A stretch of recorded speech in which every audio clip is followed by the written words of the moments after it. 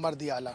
महत्वपूर्ण बात यह है कि यदि हवाई तरीके से समझा जाए तो लगभग 1 किलोमीटर की दूरी तय करेंगे तो आप बॉर्डर के उस पार पहुंच जाएंगे या एलओसी पे पहुंच जाएंगे, ये भी कह सकते हैं पीओके पे पहुंच जाएंगे, जिसको हमारा अपना कहने में हमें बिल्कुल भी झिझक नहीं है। हमारे साथ वो ग्रामीण हैं जो सबसे पहले सेना के बाद यदि कोई रूबरू होता है उन रॉकेट लॉन्चर से, उन मोर्टार से, उन गोलियों से, तो यहाँ के लोग हैं। ये क्या सोचते हैं, क्या समझते हैं इस युद्ध की स्थिति को लेकर, इस तनाव को लेकर, कितना इनके अंदर डर है, कितनी खुशी है या कितना दुख है, या इनके भीतर क्या चल रहा है, उसको टटोलने की कोशिश करेंगे और ये समझने की कोशिश करेंगे कि यदि युद्ध होता है तो इनके भीतर के अंदर का जो इंसान है वो किस तरीके से उस पर रिएक्ट करता है। सबसे पहले सरपंच साहब के पास चलूँगा क्योंकि इन्होंने बहुत कुछ देख लिया, इनके पिताजी ने बहुत युद्ध देख लिए, तो इनकी क्या सोच है इस पूरे युद्ध के माहौल को लेकर। बहुत स्वागत है आपका इंडिया न्यूज़ पर। मौजूदा स्थिति में इस गांव में मुझे लगता है, जहां तक देखूं, बॉर्डर के नज़दीक हम अपने आप को पाते हैं। अभी की टेंस की स्थिति में, तनाव के माहौल में क्या समझ आ रहा है, क्या चल रहा है दिमाग में? सर, सबसे पहले मैं मीडिया का शुक्रगुजार हूँ कि इस दूर दराज एरिया में पहुंचकर इन्होंने हमारी कवरेज करके सरकार तक, और सरकार की जो मंशा है, हमारी जो मंशा वो सरकार तक पहुंचाने की कोशिश करेंगे। सबसे बड़ी बात आपने कहा, आप बॉर्डर, सर बिल्कुल स्टीम 1 किलोमीटर भी नहीं, उससे भी कम बॉर्डर, पाकिस्तान बॉर्डर ये है। छोटा फायर जब होता है, SLR का फायर भी होता है, वो भी यहाँ पे आता है। तो हम जब से ये फायर चल रहा है, आज से नहीं जी, 10 साल 15-20 साल से जब फायर चल रहा है, 71 में 65 में हम लोगों ने यहाँ पे काम किया। हमारे फादरों ने जो है, दादाजी ने काम किया, फादर थे हमारे, उन्होंने कई पीढ़ियों ने हमारे ये काम किया। ये नहीं कि एक कम्युनिटी ना, हमारे हिंदू, मुस्लिम और सिख, ठीक है जी, तीनों कम्युनिटी। यहाँ कोई बंटवारे की बात ही नहीं, बात ही नहीं। वो आज भी देख लो, आप आज भी देख लो, इसमें आप यहाँ पे ममदन भी मिलेंगे, हिंदू भी मिलेंगे और सरदार भी मिलेंगे। डीसी साहब हैं। बिल्कुल। देखो सर, इसमें ये होता है कि हम लोग, सबसे बड़ी बात यह है कि हम लोग में, हमारे लोगों में एकता है और भाईचारा बहुत है। भाईचारे की वजह से हम बॉर्डर पे रह रहे हैं और ना तो हमें ये तो आपने बहुत बड़ी बात कह दी कि भाईचारे की वजह से हम बॉर्डर पे रह रहे हैं। मौजूदा स्थिति को यदि समझा जाए तो किस तरह की स्थिति, आपकी तो लोगों से बात हो रही है जो आपके आस पड़ोस के लोग हैं, रोज दुआ सलाम हो रहा है, क्या कह रहे हैं लोगों हमारे, खास करके मैं अपने पुंछ के लोगों का, जो मेरे गांव दिगवार मल्दियाला का, इतना मनोबल ऊंचा है, और इतने लोग इस वक्त को डर का नाम कोई चीज़ ही कोई नहीं है। डर शब्द क्या है? ये नहीं, डर शब्द का हमारे, ये आज नहीं, इससे पहले भी कह रहा हूँ मैं, 71 में 65 में डर नाम की चीज़ ही कोई नहीं। मेरा बच्चा है, कोई 14 साल का बच्चा है, जो मेरे को डेली पूछता है, पापा जंग कब लगेगा, फायर कब होगा। हमें डर वाली बात नहीं है। हम ये देखते हैं, यहाँ हम सबसे बड़े देश हमारा सुरक्षा। एक चीज देखिए, ये इनका बेटा है और ये पूछ रहा है कि जंग कब लगेगा। ये बालिग नहीं हुआ है, वोट देने का अधिकार नहीं है, लेकिन इसको ये जरूर जानना है कि जंग लगेगा तो क्या होगा। एक हिसाब से हमको खतरा भी है इधर, जब गोलाबारी पड़ेंगे इधर लोग ना, यहाँ पे किसी को काम मिले हुए हैं, बैंकर वगैरह, तो थोड़ी सेफ्टी हमके लिए कम होगी। तो कोशिश हमारी यही है। पूछने का मतलब क्या है, जंग कब लगेगी? खुशी है, दुख है, डर है, इसकी वजह क्या है? थोड़ा डर का माहौल है, कभी जल्दी लग गया जंग तो थोड़ा खतरा भी होगा हमारे लिए। खतरा होगा, ये मान रहे हो? जी। डर है अंदर? डर नहीं है। 14 साल के बच्चे को डर नहीं है तो बाकी बुजुर्गों की तो क्या ही कहा जाए। मौजूदा स्थिति की यदि बात की जाए, लगातार सीज फायर का उल्लंघन हो जाता है, अपनी नापाक हरकतें करता है, उसके बाद अब की स्थिति में आप सबसे करीब हैं। सेना के बाद यदि समझा जाए तो आप सबसे करीब हैं। सर, बात ऐसी है कि ये तकरीबन 2004 में ही हमारा जो सीज फायर हुआ था, उसके बाद समझो आज 20-21 साल हो गए हैं, हम लोग बड़े आराम से रह रहे हैं। और हमारे गांव में एक मिसाल है सर, भाईचारा जो है, भाईचारा हमारे गांव की मिसाल आपको कहीं नहीं मिलेगी। इसी वजह से हम लोग अगर बॉर्डर में अगर रह रहे हैं तो इस भाईचारे की वजह से रह रहे हैं। तीनों कम्युनिटी रहती हैं यहाँ, हिंदू भी रहते हैं, सिख भी रहते हैं, ममदनी रहते हैं, एक दूसरे के साथ बहुत प्यार मोहब्बत है। हम एक दूसरे की शादी में भी जाते हैं, माहौल तनाव का है, किसी की डेथ हो जाए वहाँ भी जाते हैं, लेकिन माहौल तो सर तो थोड़ा तनाव का होता है। लेकिन हम लोग सर 47 के बाद, 47 में तो तकरीबन चले गए थे, लेकिन 61 में थोड़ी बहुत ही, मुझे भी इस वक्त मेरी एज तकरीबन 63-64 हो गई है, तो 65 का तो सपना ही है, कोई उतना पता नहीं, लेकिन 71 की तो पूरी जो याद है, पूरी पिक्चर ये हम सब गांव वाले सर हम एक मकान में इकट्ठे रहते थे।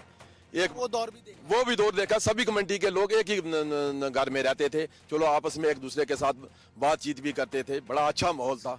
तो इससे पहले भी सारा माहौल हमारा अच्छा ही रहा। लेकिन तो ये आप बात बोलते हैं टेंशन, सर टेंशन तो होती है।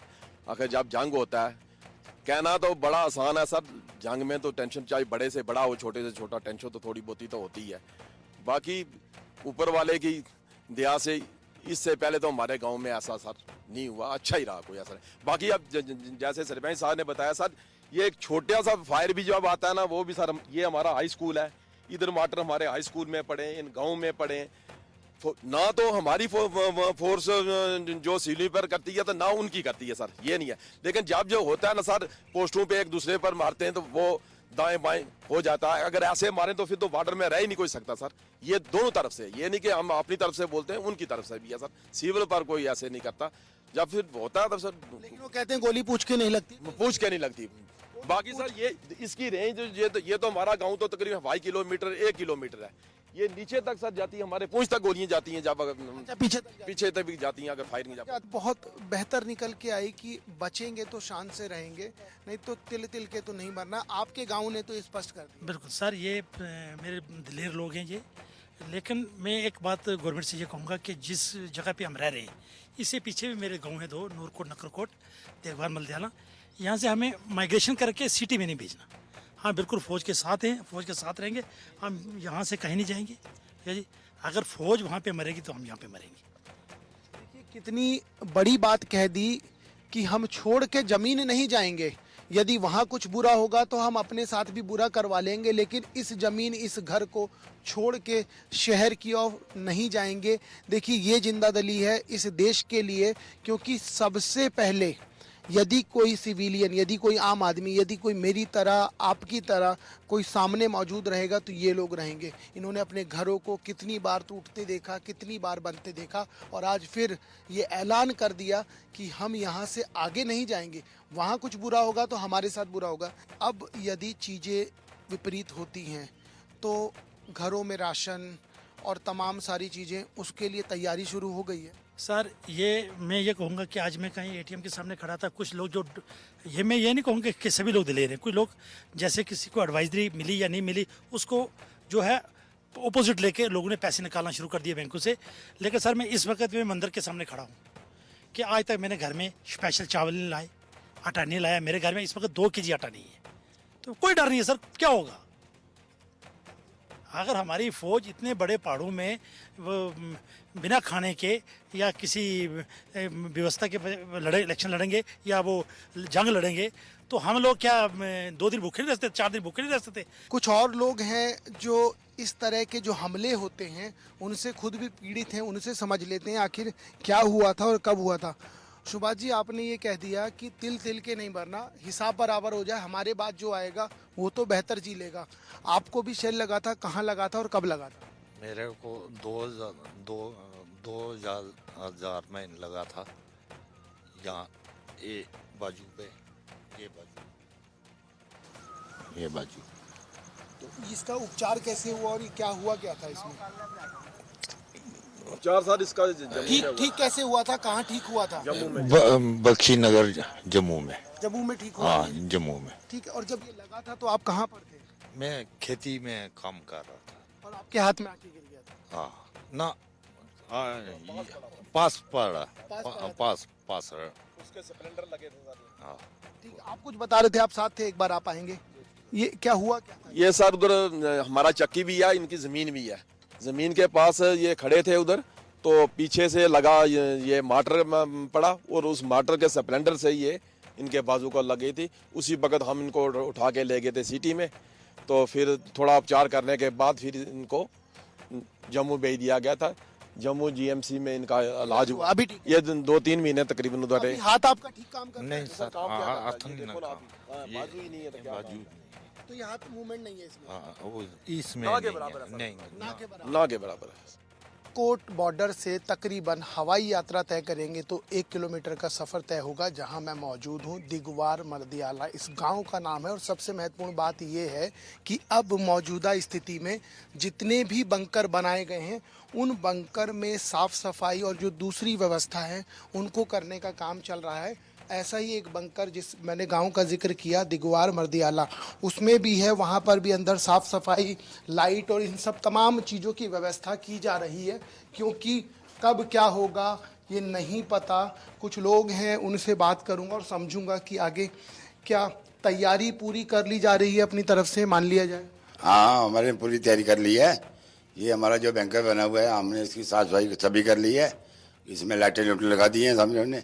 अब हम देखते हैं कि इसके ऊपर भी थोड़ा हम इसके ऊपर भी जो ज़्यादा शेलिंग होगी इसके ऊपर भी मिट्टी डाल देंगे थोड़े इसके ऊपर। मिट्टी डालने से क्या लाभ क्या रहता है? मिट्टी डालने से होता है कि जब शेलिंग होगी ना, ये ऊपर से मिट्टी होगी वो उसमें ज़्यादा अटैक नहीं होगा, ज़्यादा दबाव नहीं पड़ेगा। आप कुछ कह रहे थे?